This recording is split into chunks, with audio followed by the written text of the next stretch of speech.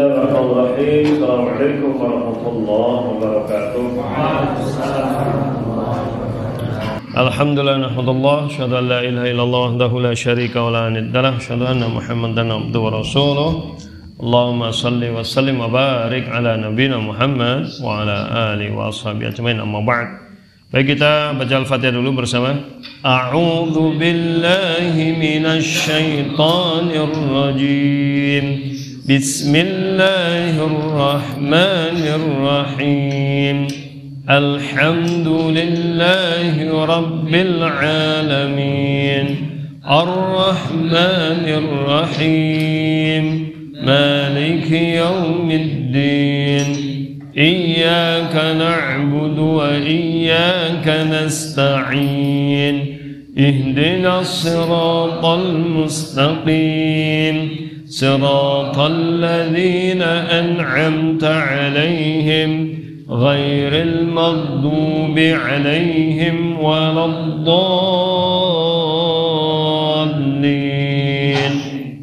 Baik, kita selesai kemarin sampai ayat 28 surat Al-Ahqaf dan kita lanjutkan ke ayat 29 sekarang, ya. Ya, jadi ayat kemarin tafsir ayat 26 sampai 28, ya, yang secara umum membahas uraian tentang keingkaran, penolakan penduduk Mekah secara khusus, ya, terhadap dakwah Nabi, terhadap Quran, dan secara umum orang-orang yang kafir tentunya. Dan kita masuk ke ayat 29. Jadi saya baca dulu. A'udzu billahi minasy syaithanir rajim.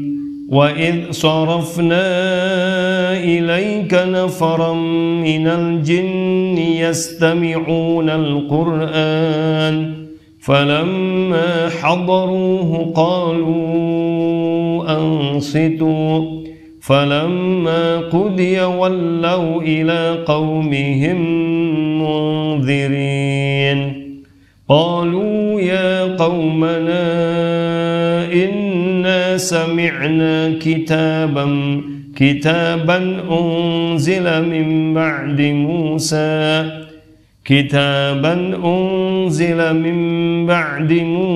musaddiqan lima bayna yadayhi yahdi ilal haqqi wa ila tariqin mustaqim. Ya qaumana ajibu da'iyallahi wa aminu bihi yaghfir lakum min dhunubikum wa yujirkum min adabin alim.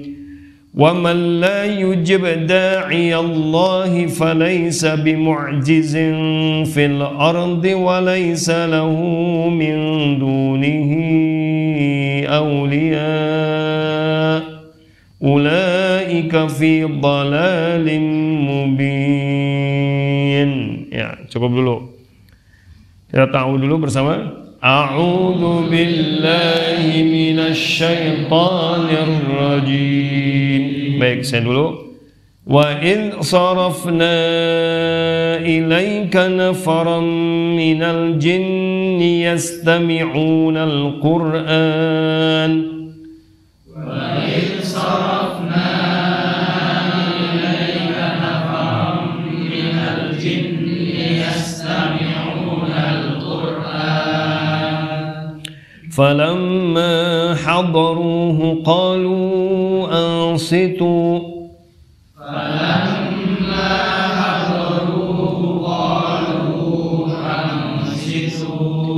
فلما قضي ولوا إلى قومهم منذرين.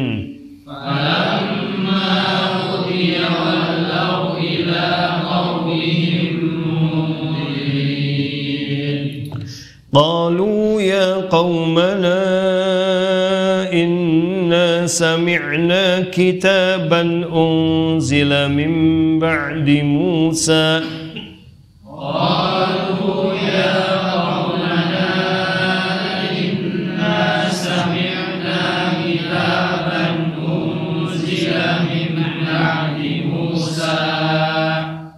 كتابا أنزل من بعد موسى مصدقا لما بين يديه يهدي إلى الحق كتابا أنزل من بعد موسى مصدقا لما بين يديه يهدي إلى الحق من بعد ya jangan. Jadi ada satu alif ya.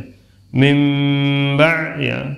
Tidak langsung mimba di Musa ya, ada itu kan nun sukun ketemu ba ya.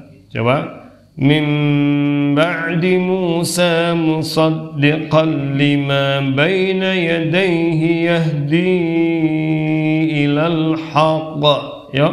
Mimba di Musa musaddiqan lima baina yadayhi yahdi ilal haqq yahdi ilal haqq wa ila tariqin mustaqim yahdi ilal haqq wa ila tariqin mustaqim يا قومنا أجيبوا داعي الله وآمنوا به يا قومنا أجيبوا داعي الله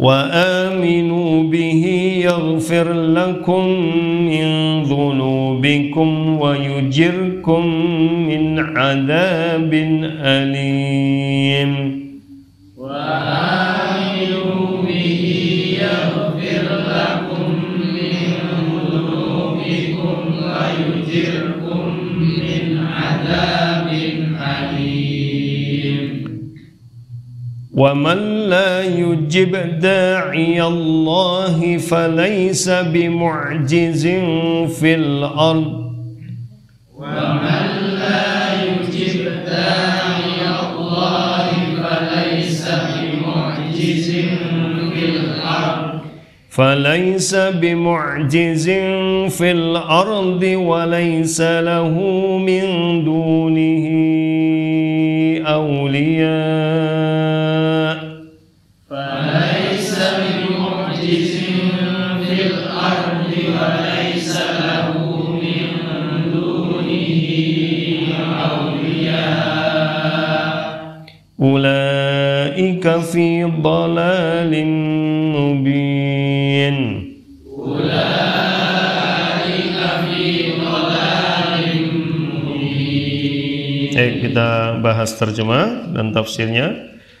Wa dan id ya, tak kala sorofna, bukan sorof, tidak, ini tidak ada tasdidnya ya, tapi sorofna, kami hadapkan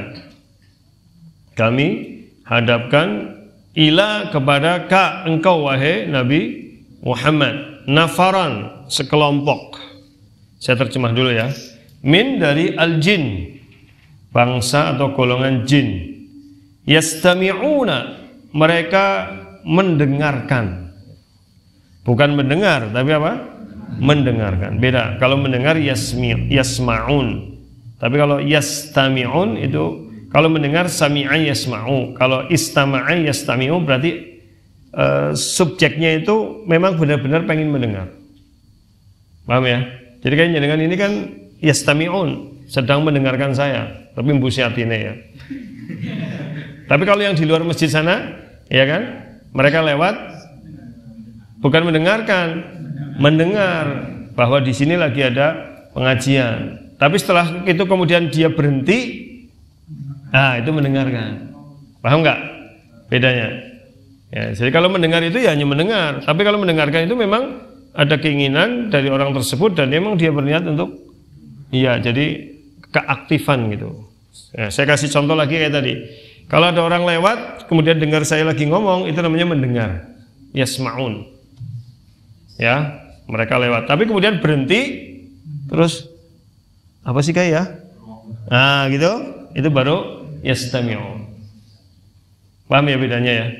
Paham. Jadi kalau yastami'un itu ada unsur kesengajaan dan niat dari yang mendengar itu.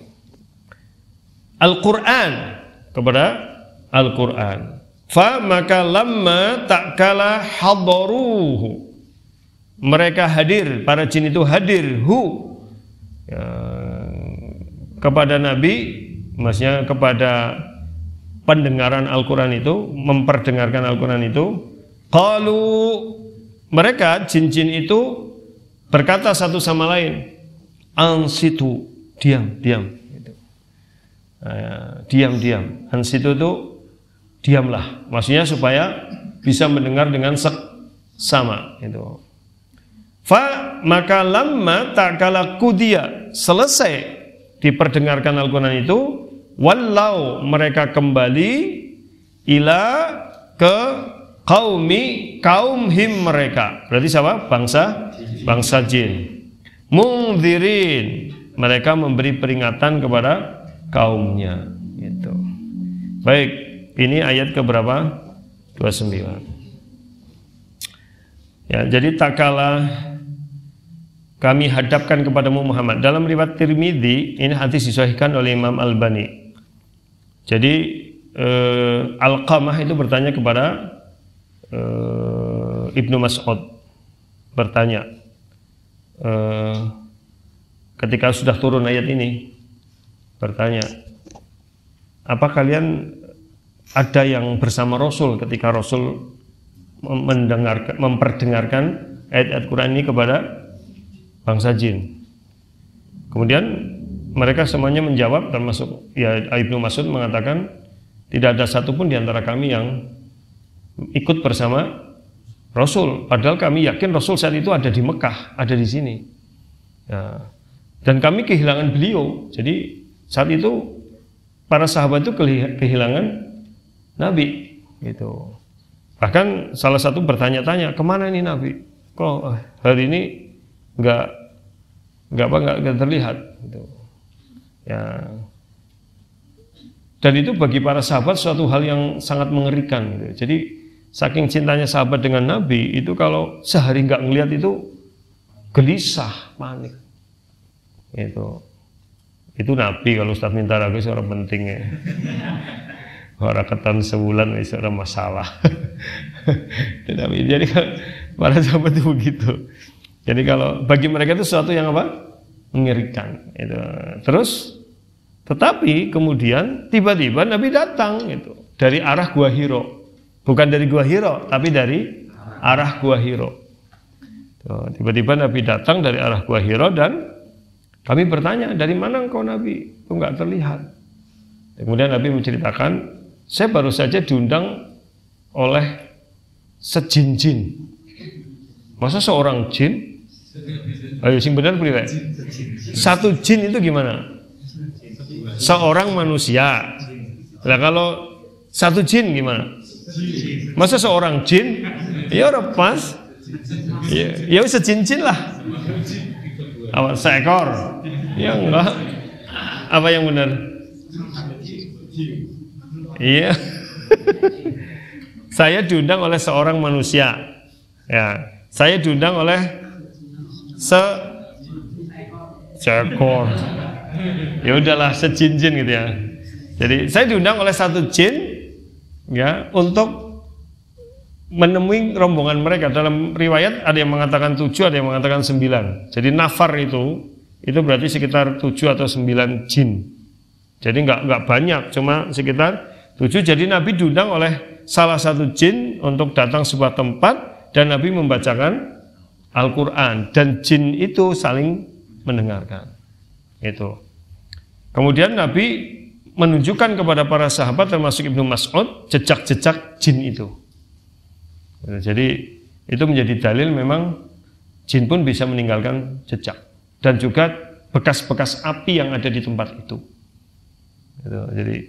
Jadi itu riwayat sahih dari Imam Tirmidzi, sehingga dari situ memang walaupun jin termasuk makhluk yang gaib, tapi dia tetap bisa meninggalkan jejak secara zahir yang bisa dilihat oleh manusia, termasuk bekas percikan apinya dan sebagainya. Itu saat itu begitu. Itu riwayat Imam Tirmidzi. Nah, jadi kisahnya seperti itu, ya, pada ayat 29. Jadi tak kala kami hadapkan kepadamu sekelompok dari bangsa jin dan mereka mendengarkan Al-Quran. Jadi Nabi diundang oleh satu jin untuk menyampaikan ayat Quran di sekitar 7-9 jin itu, ya. Dan setelah Nabi datang ke situ membacakan apa? Ayat, dan mereka para jin 7-9 jin itu kumpul di situ mendatanginya, mereka mengatakan diam-diam. Itu menunjukkan mereka fokus betul-betul. Dan ini sebenarnya sindiran dari Allah yang luar biasa. Ya, itu menunjukkan kalau orang lagi, bukan orang ya, manusia ini kan, jin saja itu, ketika merasa butuh, apalagi ini ayat Allah, itu mereka nggak berani berbisik-bisik ketika sedang disampaikan ayat Al-Quran, betul-betul fokus, itu ansitu, ya, diam itu. Ini tentu kalau manusia kan, kalau ayatnya secara umum kan fa idza quri'al Qur'an fastami'u lahu wa ansitu. Kalimatnya bukan fasma'u lahu, tapi fastami'u, dengarkanlah, bukan dengarlah. Tapi apa? Ya, jadi kita disuruh untuk aktif mendengar, wa ansitu, dan diam, la'allakum turham, supaya dapat rahmat. Berarti kunci seorang mendapatkan hidayah rahmat dari Quran adalah dia punya niat sungguh-sungguh untuk belajar Al-Quran, dan saat disampaikan Al-Quran tidak berpaling, tapi fokus. Nah, ini yang kelemahan kita kadang-kadang begitu. Jadi ketika dibacakan Al-Quran itu tidak fokus. Gini ya, saya sampaikan kemarin pengalaman ini. Namanya orang Arab itu, ya, di Masjidil Haram waktu itu, ini kejadian nyata kemarin waktu saya umrah dengan Pak Turin. Mereka itu menghargai Qurannya luar biasa karena betul-betul mengagungkan Al-Quran. Jadi Al-Quran itu bukan hanya di dalam pikiran, dalam hafalan, dalam jiwa, tapi betul-betul diagungkan. Jadi kisahnya salah satu jamaah saya, ya, ketika dzikir sore itu, ya, kan saya memang programnya kami di bimbingan Ma'had Fastabiqul Khairat, umrohnya itu kan programnya asar sampai isya tidak pulang, walaupun turu yang masjid lah gitu, daripada nang kamar gitu. Sehingga kalau ngantuk-ngantuk kadang-kadang merasakan apa, nikmatnya ngantuk gitu di situ itu. Jadi maca Quran gue nganti geleleng gitu ya, dzikir gue nganti boleh ngantuknya bukan sekedar begini nih. Kalau ngantuk begini nih jamaah Masjid Fastabiqul Khairat sama apa, santri mahasantri. Kalau jamaah umroh itu ngantuknya gue nganti senuk gitu kan nih. Termasuk Pak Dorin itu. Gesruk kayak gitu. Ya. Ya. Jadi nanti betul-betul bisa sampai nekukai gue dalaman. Lah, Quran itu. Jadi jamaah saya itu 2 orang, satu megang Quran, kemudian yang satunya megang Quran. Tapi karena mau ngambil sesuatu, Qurannya ditaruh di depan sini. Ya kan? Jadi sejajar dengan kaki kan? Nah dia lagi gitu, langsung ngamuk-ngamuk gitu. Jadi ada orang yang bagiin teh kalau sama kopi Arab gitu. Jadi kalau di Masjid Nabawi atau masjid mana, Masjidil Haram itu selalu ada relawan, ya, sedegan teh, kopi, kurma gitu. Jadi disuntak gitu, nanti gelasnya kecil lah, gelas apa? Enggak, gelas kertas itu, tapi yang ukurannya mini kayak segelas Zam-Zam itu, lebih gede dikit lah gitu. Tuangin itu yang ngamuk-ngamuk, tomelin gitu, sampai jamaah saya gini-gini, ya. Ya intinya ya itu Quran. Kamu kalau meletakkan di bawah itu udah meremehkan, sejajar dengan kakimu, itu loh. Jadi mereka sangat betul-betul ya, jadi mereka sangat menjaga jangan sampai Quran ini diletakkan di bawah. Walaupun itu kan, ini kan buku Quran ya, ini kan mushaf, buku, dan buku ini kan buatan manusia kertasnya, tetapi ini menjadi mulia karena di dalamnya Al-Quran isinya. Paham nggak? Kalau tidak ada tulisan Qurannya, ini ya kertas biasa, nggak ada nilainya, mau diinjek-injek, disobek-sobek, buat lap tai nggak ada masalah. Tapi kan di sini ada tulisan Al-Quran, dia menjadi mulia. Mulianya karena ada Quran. Sebagaimana Ka'bah, itu yang mulia bukan batunya. Oh, dia batu juga buatan manusia. Ka'bah kan berapa kali direhab. Pernah juga kena manjanik, hancur itu, zaman perang dulu, perang saudara. Ka'bah itu pernah hancur kena manjanik. Manjanik itu meriam, pelintang itu. Tahu nggak pelintang? Zaman dulu kan pelintang sing gede kayak wong gitu. Lama-lama kan jadi meriam itu. Dulu itu kalau zaman dulu namanya manjanik. Manjanik itu pelintang gede lah. Itu sampai Ka'bah itu hancur separuh. Otomatis kan direhabnya pakai batu mana? Dari surga? Enggak, ya batu biasa. Ditempelnya juga pakai semen biasa. Tapi menjadi mulia karena diagungkan oleh Allah dalam firman-Nya.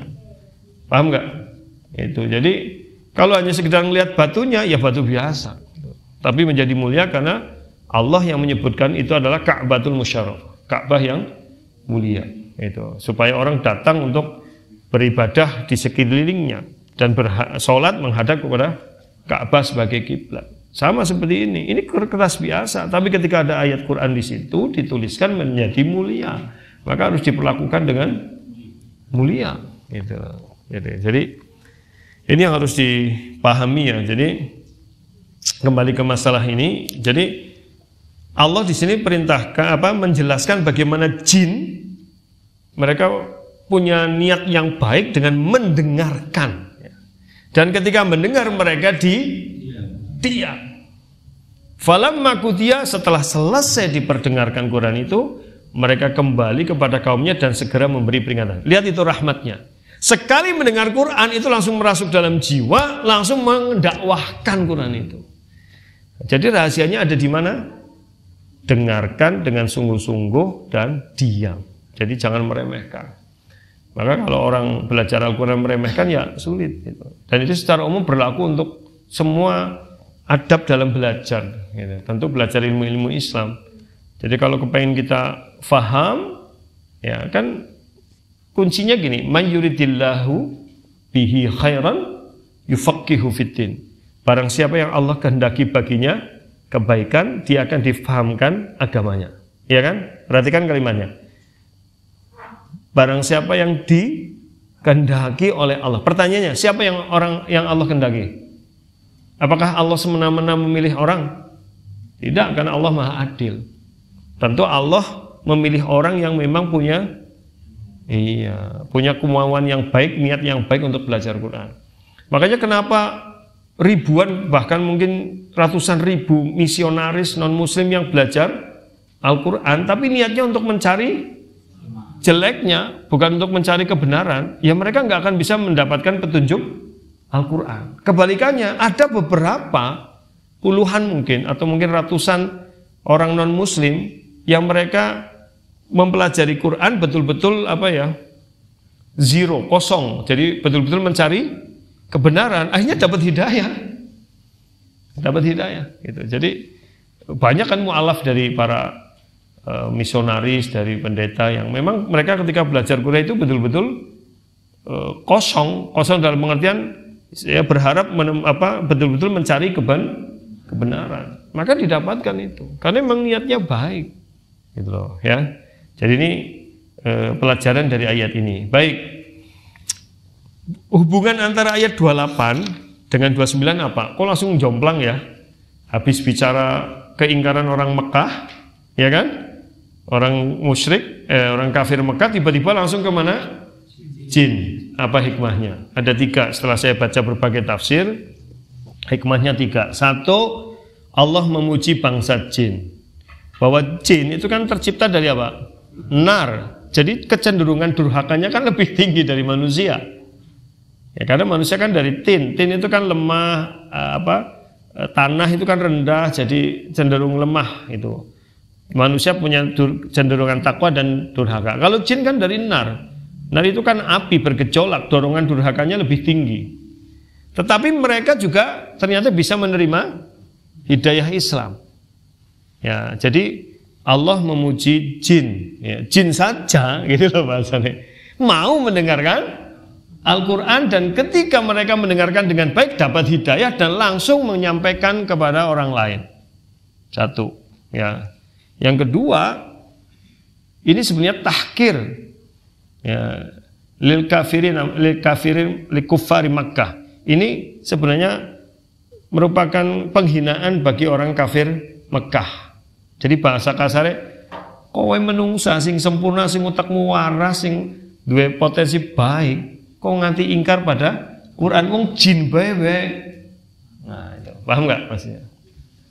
Jadi yang kedua itu. Jadi untuk menunjukkan bahwa kenapa kok beralihnya tiba-tiba bicara jin, dari bicara keingkaran penduduk Mekah ya, tiba-tiba langsung meloncat ke jin. Itu sebenarnya lagi membandingkan gitu. Harusnya kamu mikir gitu.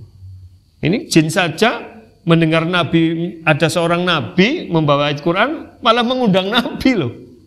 Mengundang Nabi untuk membacakan Al-Quran. Sementara orang kafir Mekah gimana? Buka itu di Al-Furqan 30 kan.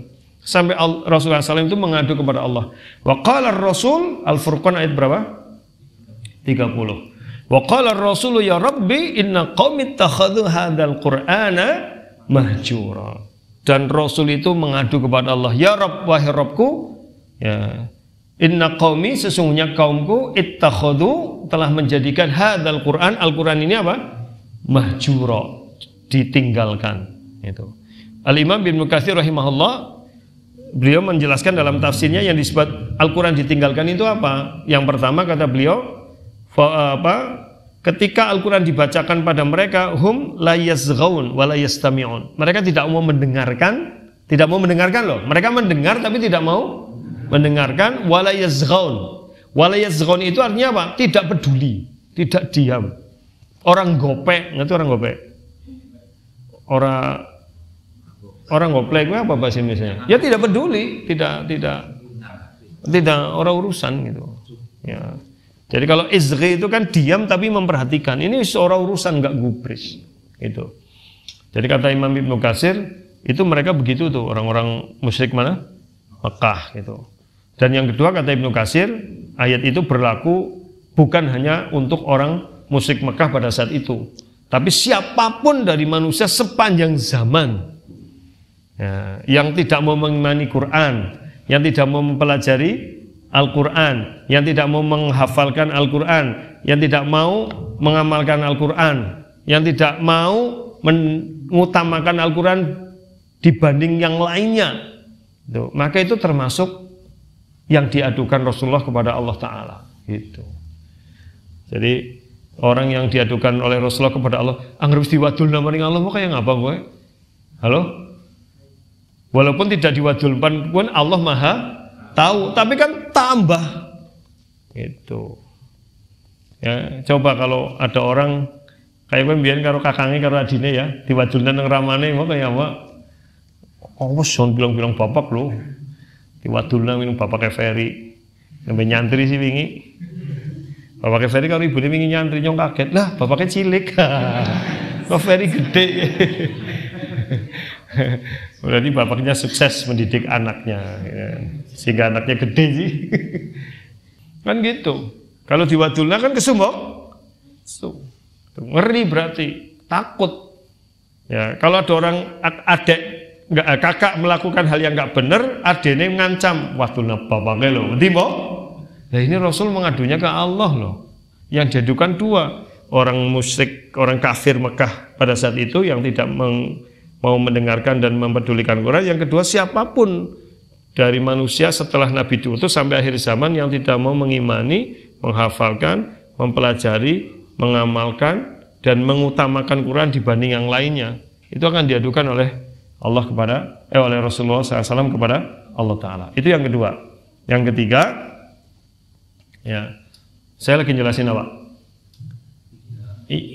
Iya, kaitan ayat sebelumnya dengan 29 ini yang tiba-tiba langsung bicara jin. Pertama pujian, kedua tahkir, sebenarnya ini untuk merendahkan orang kafir Mekah bahwa jin aja mau apa? Mendengarkan kok gitu. Sementara kok kamu malah tidak. Yang ketiga apa kira-kira? Kira-kira apa hikmahnya? Bisa nangkap nggak hikmahnya? Kamu menang mbak sih? Yang ketiga menunjukkan Rasulullah SAW itu dakwahnya tidak hanya untuk manusia, tapi kafatan lil alamin, untuk semua makhluk ya, minal jinni wal insi tentunya ya. Karena makhluk yang berakal tinggal dua, Kalau malaikat kan sudah takwa otomatis. Kan makhluk berakal 3. Malaikah, jin, insan 3. Lah kalau malaikat kan sudah la ya'suna ma amarallah wa yaf'aluna ma yu'marun. Mereka tidak pernah durhaka kepada Allah dan selalu mengerjakan apa yang Allah perintahkan. Berarti kan nggak ada masalah nih malaikat nih. Jadi tinggal 2, siapa? Jin dan manusia. Nah selain jin manusia, apa Rasul nggak diutus? Ya Islam itu diutus untuk yang berakal kok. Paham nggak? Tetapi ya, buah dari ajaran Islam itu untuk seluruh makhluk baik yang berakal maupun tidak berakal. Paham nggak? Itu. Tapi yang mukallaf, yang terbebani dengan ajaran Islam untuk mendengarkan Islam dan menerima Islam adalah tinggal jin dengan manusia. Nah, jadi kalau nabi-nabi sebelumnya kan hanya kepada manusia. Rasul-rasul sebelumnya juga hanya kepada manusia, tetapi Nabi Muhammad kepada manusia dan jin. Nabi Sulaiman untuk manusia dan jin. Ya, dan dia ngerti bahasa makhluk yang lain sehingga bisa berkomunikasi. Kalau Nabi Muhammad memang diutus untuk manusia dan jin, yaitu 3. Paham ya? Jadi ini 3 kaitan antara ayat sebelumnya dengan ayat 29. Nah, makanya orang tuh kalau belajar Al-Quran tidak baca tafsir mesti bingung, mengatakan Quran tidak sistematis. Paham nggak? Kan orang belajar tafsir maca terjemah tok mesti nganggapnya tidak sistematis. Baru ngomong iki pindah jin. Ki kepriwe iki? Nah, ya karena enggak. Nah, itu makanya tidak boleh memahami Quran hanya sekedar terjemahan. Harus belajar tafsir gitu kan. Jadi tafsir itu ada tafsir bil ma'thur. Tafsir bil ma'thur itu tafsir riwayat namanya. Tafsir ayat dengan ayat, ayat dengan hadis gitu ya. Dan ada tafsir bir ra'yi, tafsir dengan nalar gitu. Tapi nalar yang sehat. Ya, baik. Gitu ya. Itu ayat ke berapa? 29. Jadi sudah tahu ya. Jadi nanti kalau ada orang yang ini Quran enggak sistematis nih, masa bicara orang kafir Mekah tiba-tiba langsung jin ke sambungannya ke priwe ke. Nah itu sambungannya. Bagaimana Allah mengkaitkan setelah menceritakan keingkaran orang musyrik Mekah. Nah sekarang gini logikanya. Orang Mekah sangat beruntung nggak sih saat itu? Beruntunglah karena Nabi diutus di situ, paham nggak? Harusnya kan bersyukur gitu loh. Kan Nabi datang ke situ bawa Quran, kudunya bersyukur. Tapi kenapa malah ingkar? Gitu loh. Walaupun ingkarnya sekitar 8 tahun ya. 13 tahun. Karena setelah itu idza jaa nasrullahi wal fath wa raitan nasa yadkhuluna fi dinillahi afwaja fasabbih bihamdi rabbika wastaghfir. Sebagian ulama mengatakan ayat itu turun tahun ke-8 Hijriah. Makanya sebagian ulama mengatakan itu surat terakhir. Ya, bukan al-yauma akmaltu lakum dinakum tapi idza jaa. Karena penduduk Mekah masuk Islam semuanya. Itu tanpa penolakan sama sekali dan tanpa kekerasan. Jadi karena mereka tersadar saat itu. Jadi penduduk itulah hikmah rahmat dari Allah. Ya, jadi karena Nabi itu memang sangat mencintai kota Mekah, kan Nabi mengatakan, seandainya aku tidak terusir darimu, maka engkau ini kota yang paling aku cintai gitu, ya kan? Nah, tapi untuk keberkahan Madinah 2 kali lipat dari Mekah. Makanya bukan sunnahnya, kebanyakan jamaah haji umroh itu belanjanya di Madinah. Karena Nabi mendoakan, ya Allah berkahi Madinah dalam soknya, sok itu dalam takarannya, dalam jual belinya. Jadi kalau orang beli oleh-olehnya di Madinah, keberkahannya 2 kali lipat dibanding di Mekah. Begitu. Ya. Baik. Itu kalau umroh dengan kami jelaskan begitu ya. Sampai bimbingan belanja juga ada. Bukan promosi. Ini kan syiar. Tolong bedaan gitu, antara syiar dakwah dengan promosi. Promosi itu duniawi. Promosi itu apa? Kalau syiar dakwah itu ukhrawi. Itu ya, itu ayat keberapa? 29. Kita tambah 1 ayat dulu. Qalu, mereka berkata, jadi setelah 7-9 jin ini sampai ke kaumnya, mereka langsung berkata, Itulah, ini menunjukkan apa?